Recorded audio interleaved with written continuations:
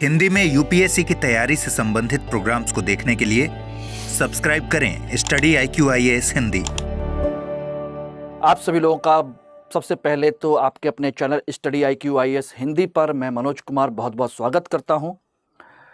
दोस्तों, आज हम लोग बात करने जा रहे हैं अपने कला संस्कृति के अंतर्गत नृत्य और संगीत कला के बारे में। आप लोग अच्छे तरीके से जानते हैं कि पिछली क्लासेस में मैंने आप लोगों को चित्रकला के विभिन्न रूपों के बारे में चर्चा की थी। उससे पहले हमने मूर्ति कला के बारे में और उससे पहले हमने वास्तुकला यानी कि स्थापत्य कला के बारे में चर्चा की थी।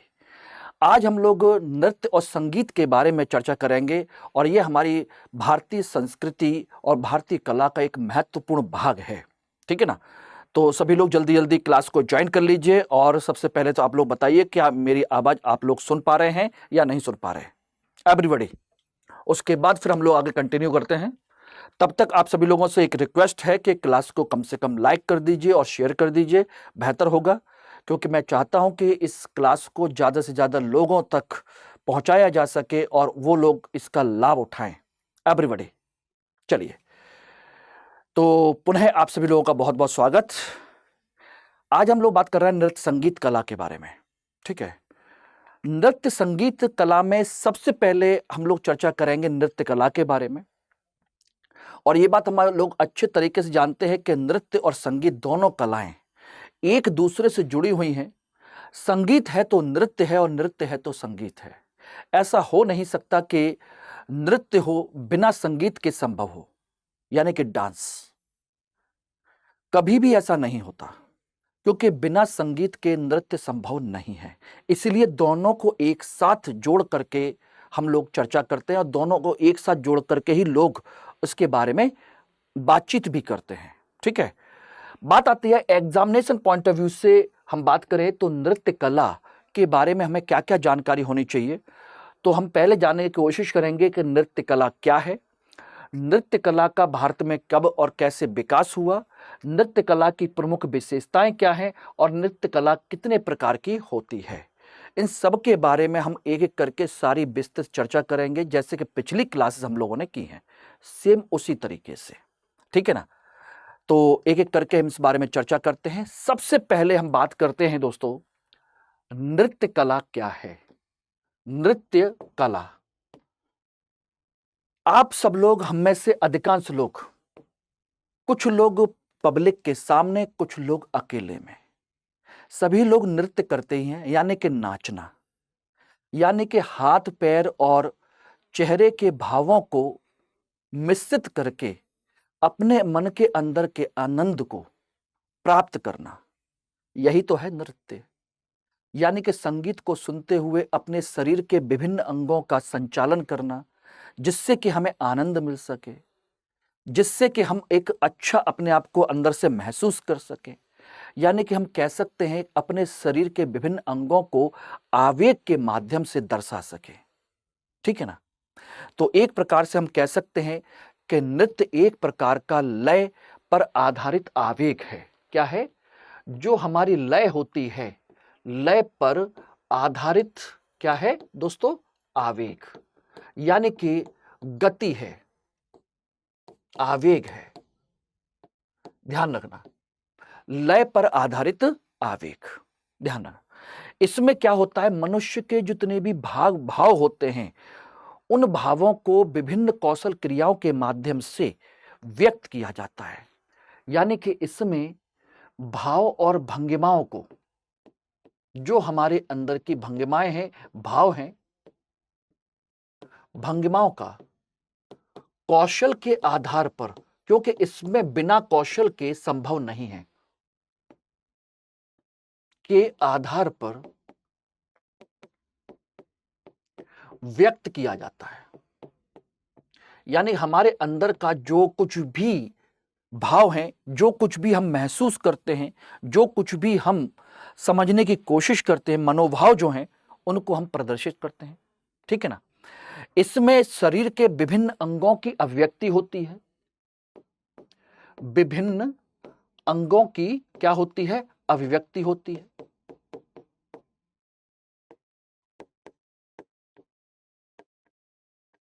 विभिन्न अंगों की अभिव्यक्ति, यानी कि सर, हाथ, पैर, इन जितने भी प्रकार के आपके अंग हैं, उन अंगों को विशेष रूप से क्या करते हैं, अभिव्यक्त करते हैं, उनको गति देते हैं, उनको प्रदर्शित करने की कोशिश करते हैं।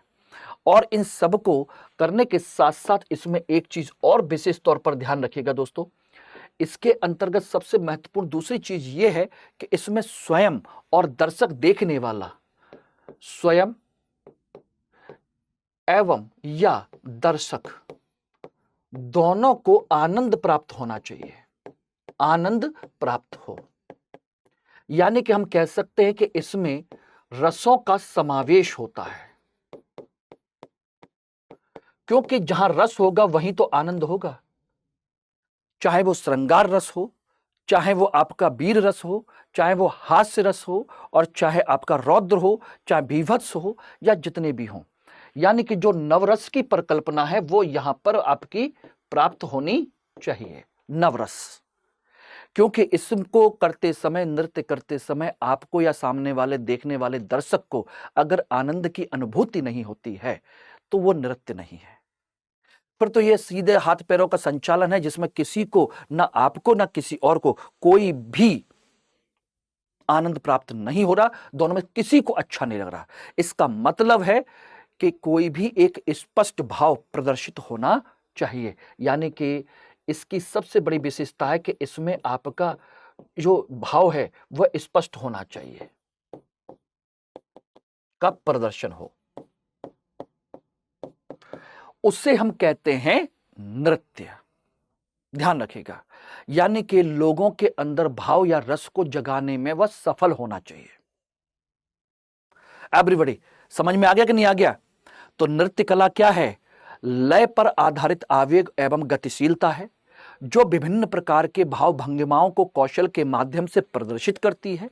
यह विभिन्न अंगों के संचालन की अभिव्यक्ति की एक प्रक्रिया है, क्रिया है, गतिविधि है, जिसमें विभिन्न अंगों का उपयोग किया जाता है। यह लोगों के अंदर, स्वयं के अंदर या सामने वाले जो दर्शक हैं उनके अंदर एक स्पष्ट भाव प्रदर्शित करती है, उनके अंदर एक रस का समावेश करती है, या कह सकते हैं उनको आनंद की प्राप्ति करने में सहयोग करती है। दैट इज कॉल्ड नृत्य। उसे कहा जाता है डांस, नृत्य कहा जाता है। एवरीबॉडी, तो मैं समझता हूं कि आप लोगों को नृत्य की स्पष्ट परिभाषा समझ में आ गई होगी, ठीक है ना? अब इसके आगे हम लोग बात करते हैं कि आपका नृत्य कला का भारत में विकास कैसे हुआ, कहां से विकास हुआ, किस तरीके से हुआ। अगर आप देखेंगे तो प्राचीन काल की मूर्तियों में भी ये देखिए संगीत के उपकरण हैं, दो आराम से दो लोग पकड़े हुए हैं और बीच में एक व्यक्ति या एक महिला कोई भी नृत्यरत है, बाकी दो लोग संगीत का आनंद ले रहे हैं या संगीत का उसमें क्या कर रहे हैं, समावेश कर रहे हैं। तो संगीत और नृत्य दोनों की परंपरा, और ये मूर्तियों के माध्यम से प्राचीन काल में काफी प्रदर्शित की गई, जो मंदिरों के स्तर पर आपने देखा ही होगा। बहुत सारे चित्र, बहुत सारी कलाएं ऐसी आपको स्पष्ट तौर पर दिखाई दी हैं। क्लियर है? तो इसका मतलब है कि भारतीय परंपरा में ऐतिहासिक दृष्टिकोण से पाषाण काल से लेकर के आज तक नृत्य और संगीत की परंपरा चलती रही है, ठीक है ना? और आप लोगों के लिए एक सबसे महत्वपूर्ण जो सूचना है उस चीज को ध्यान रखिएगा दोस्तों।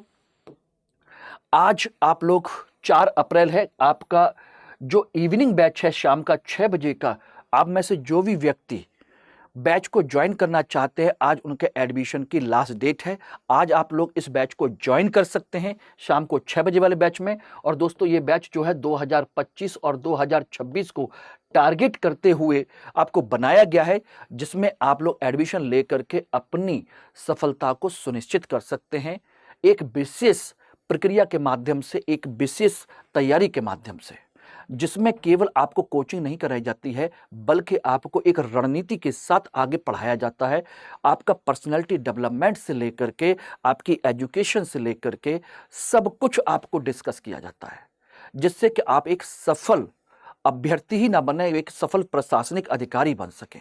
दोस्तों इसके लिए जो फीस तय की गई वो एक्चुअल में फीस 70,000 है, लेकिन अगर आप मेरे साथ जुड़ना चाहते हैं तो MK लाइव कोड इस्तेमाल करिए और अपनी फीस डिस्काउंट पे 29,999 रुपए में प्राप्त कर सकते हैं इस बैच को।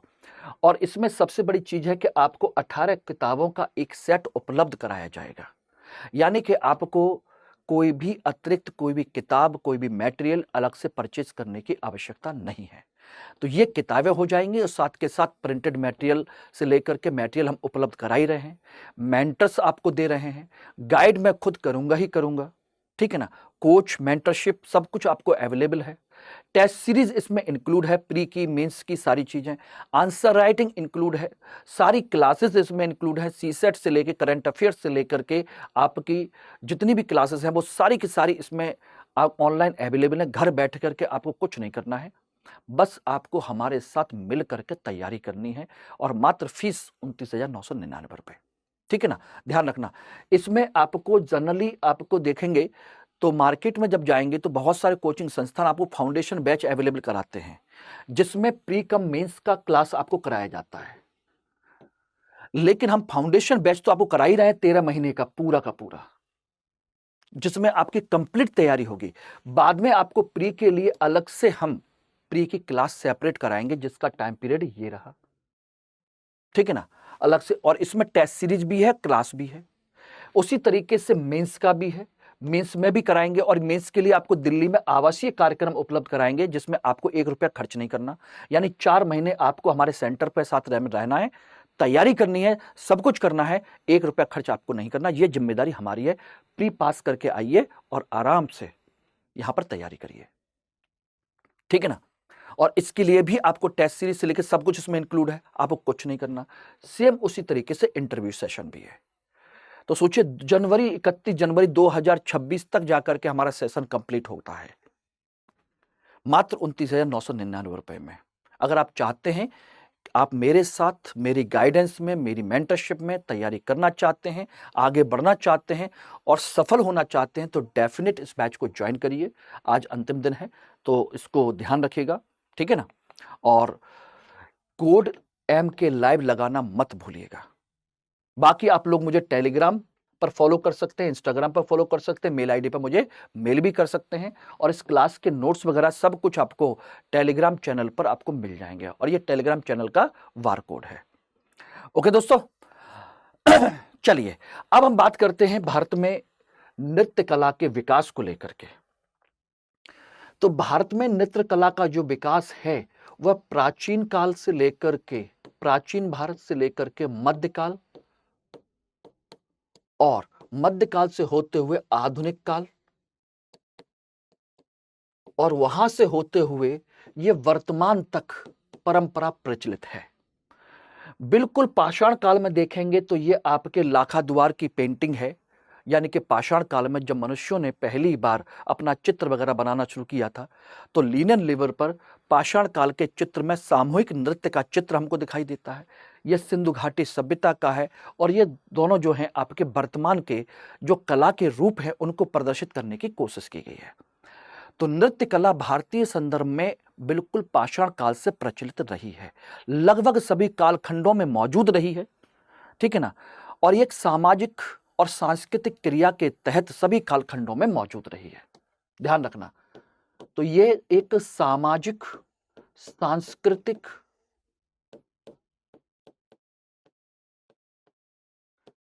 कला के रूप में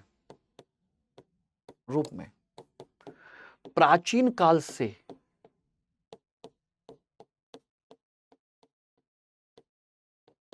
भारत में प्रचलित रही है, ठीक है ना।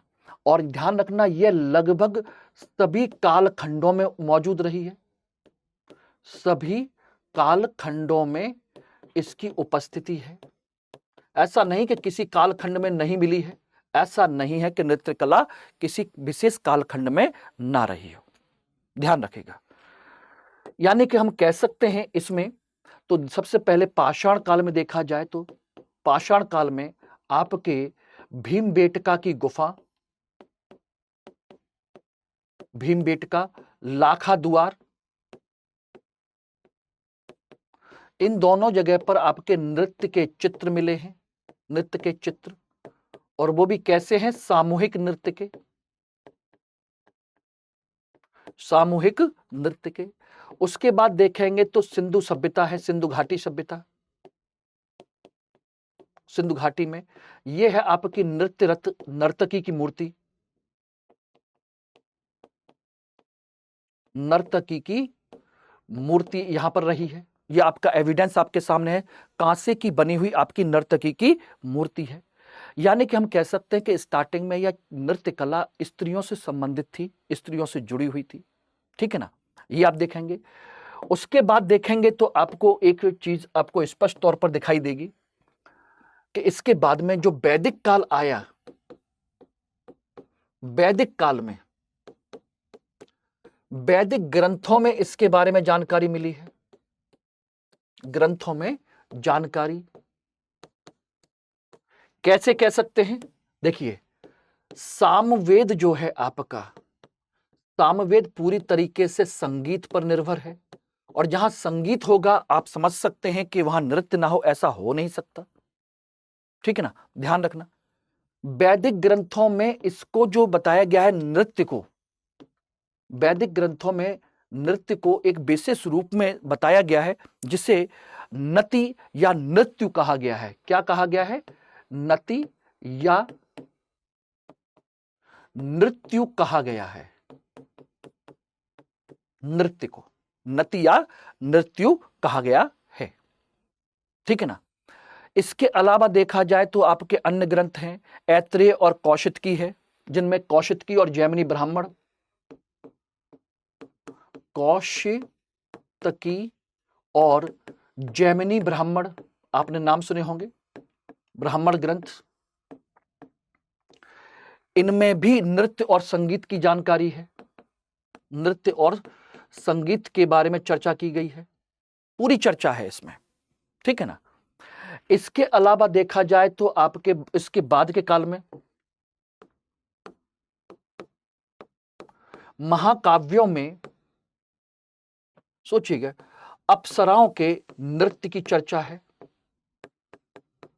अप्सराओं के नृत्य की चर्चा, चाहे वो उर्वशी आपकी अप्सरा हो या कोई और हो, इनमें सारी जानकारी दी गई है। कुल मिलाकर के ये सारी चीजें रही। उसके बाद देखा जाए तो आपके इसके बाद हम बात करें तो आपका मौर्य काल है। मौर्य काल में कौटिल्य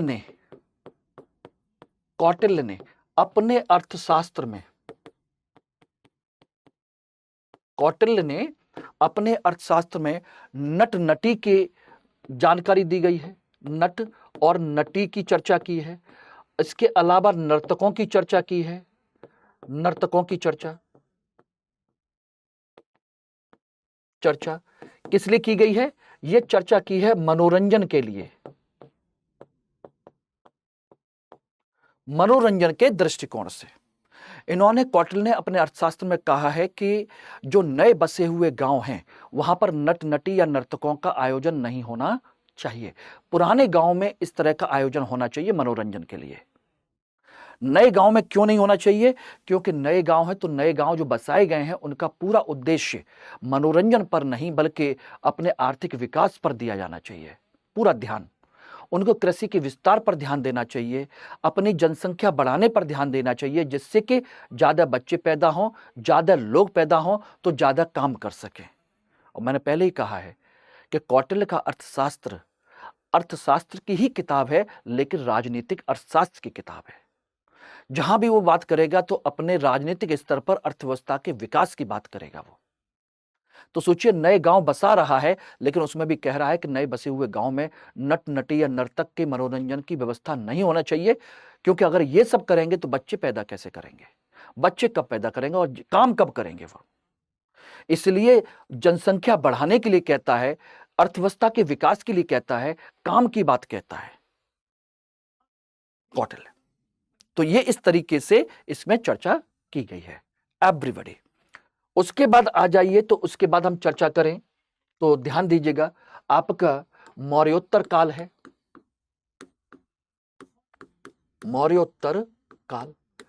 मौर्योत्तर काल में सबसे महत्वपूर्ण चर्चा मिलती है इसकी, जिसने इसको पूरा शास्त्रीय रूप दिया है। यानी कि मौर्योत्तर काल में नृत्य कला को एक शास्त्रीय रूप देने की कोशिश की है। शास्त्रीय रूप में क्या किया है? परिवर्तित किया है। अब कहोगे ऐसा कैसे किया है? तो उसके पीछे कारण है। मरणोत्तर काल में एक चर्चा मिलती है महाकवि भरत मुनि के नाट्य शास्त्र के बारे में। भरत मुनि का नाट्य शास्त्र। अब नाट्य शास्त्र है तो नेचुरल सी बात है कि उसमें नाट्य से संबंधित सारी कलाओं की पूरा विस्तृत विवरण दिया गया है। यानी कि इसके अंतर्गत नृत्य का पूरा विस्तृत विवरण दिया गया है। विस्तृत विवरण है एक।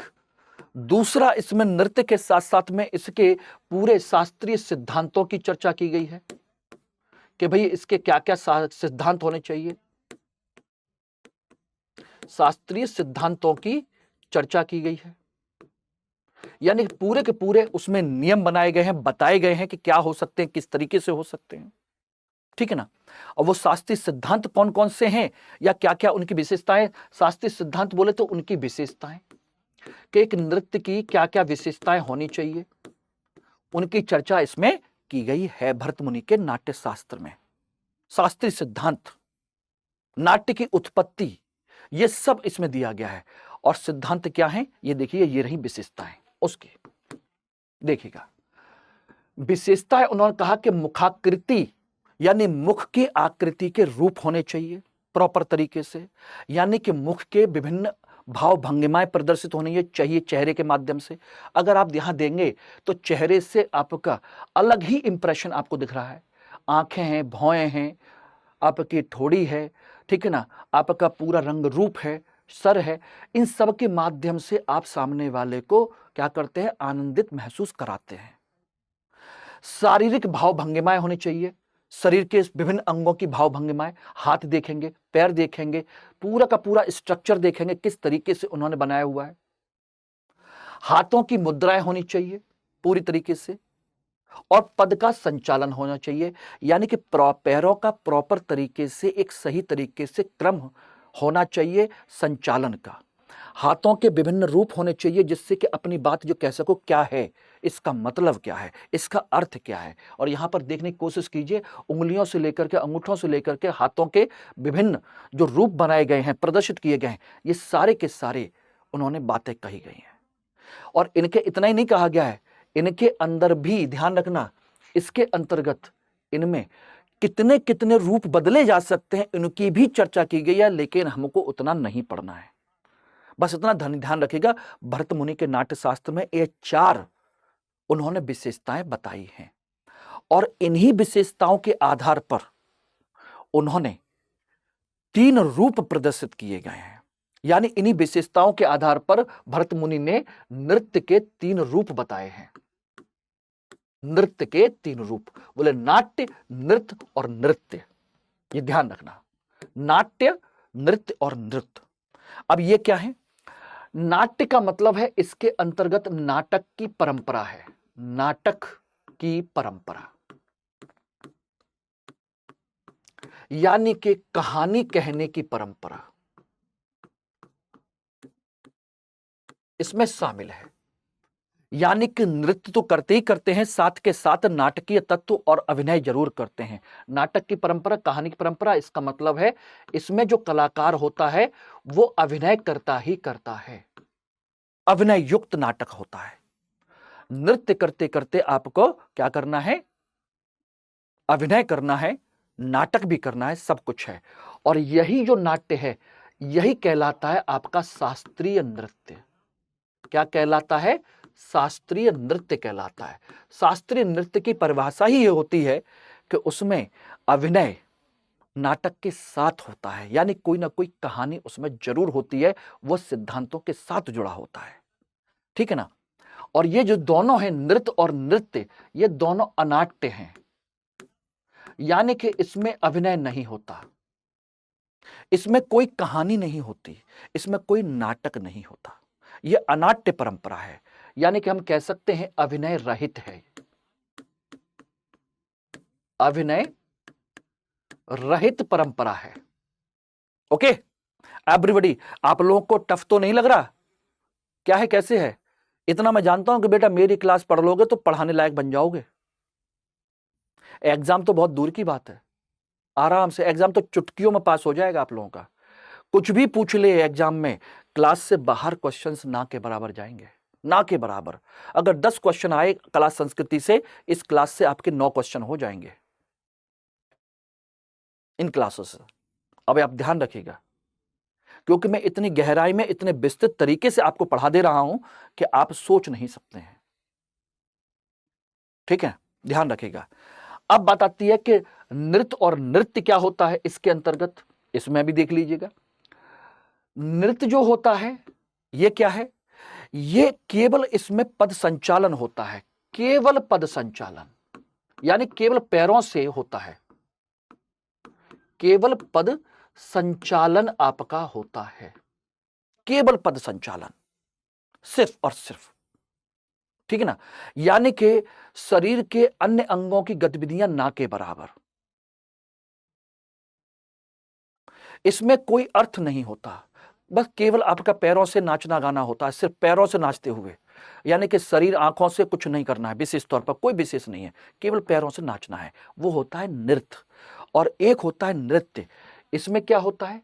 इसमें अंग प्रत्यंग सब कुछ शामिल होता है। इसमें अंग, हस्त, पद, भाव, ये सभी के सभी इनका संचालन होता है,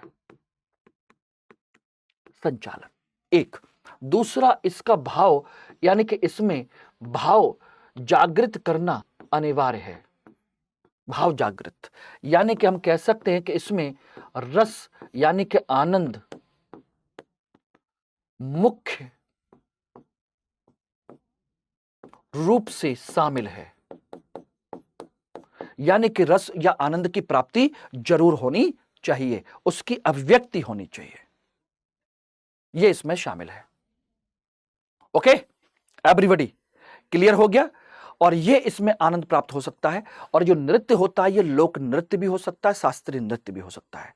अगर ध्यान रखिएगा उसमें शास्त्रीय नियम बंधे हुए हैं तो वो नाटक के साथ होगा, और अगर शास्त्रीय नियम नहीं है तो वो नृत्य है, यानी कि लोक नृत्य है, जिसमें अंग प्रत्यंग पद हस्त संचालन भी होगा, आनंद की प्राप्ति भी होगी और सब कुछ होगा। अब आप आराम से देख सकते हैं, बारात में नाचते हैं, देखा है लोगों को नागिन डांस करते हुए। दूसरा व्यक्ति आता है, रुमाल निकाल करके पीपनी बजाना शुरू कर देता है कि नहीं? किसी को आता ना हो, आता हो, भंगड़ा जरूर शुरू हो जाता है। यही है, यानी हाथों से पैरों से नाचते हुए खुद भी आनंद महसूस करता है, दूसरे लोग भी अच्छा लगता है। ठीक है ना? चलिए, तो ये अब सब कुछ आपका कहां पर विकसित हुआ? मौर्योत्तर काल में इसके बारे में पूरी जानकारी हमको मिलती है। लेकिन इसके बाद जब गुप्त काल हुआ तो गुप्त काल के बाद यह परंपरा और ज्यादा विकसित होती चली गई। और गुप्त काल में ध्यान रखना, गुप्त काल और गुप्तोत्तर काल में और उसके बाद यह परंपरा चलती रही, परंपरा चलती रही। लेकिन यहां पर गुप्त और गुप्तोत्तर काल में आपकी जो नृत्य की परंपरा है यह दो प्रकार से निश्चित हो गई, दो रूपों में एक प्रकार से निश्चित हो गई। एक हो गई शास्त्रीय नृत्य और एक हो गया लोक नृत्य। शास्त्रीय नृत्य मतलब जो नाट्य शास्त्र के सिद्धांतों पर आधारित है। ध्यान रखिएगा, जो भरत मुनि का नाट्य शास्त्र है उसके जो सिद्धांत है उस पर आधारित, के सिद्धांतों पर आधारित, नाट्य शास्त्र के सिद्धांतों पर आधारित। ठीक है ना? इनका विकास मूलतः मंदिरों में हुआ, मंदिरों में या फिर राज दरबार में, चाहे वो मध्यकाल हो या प्राचीन काल।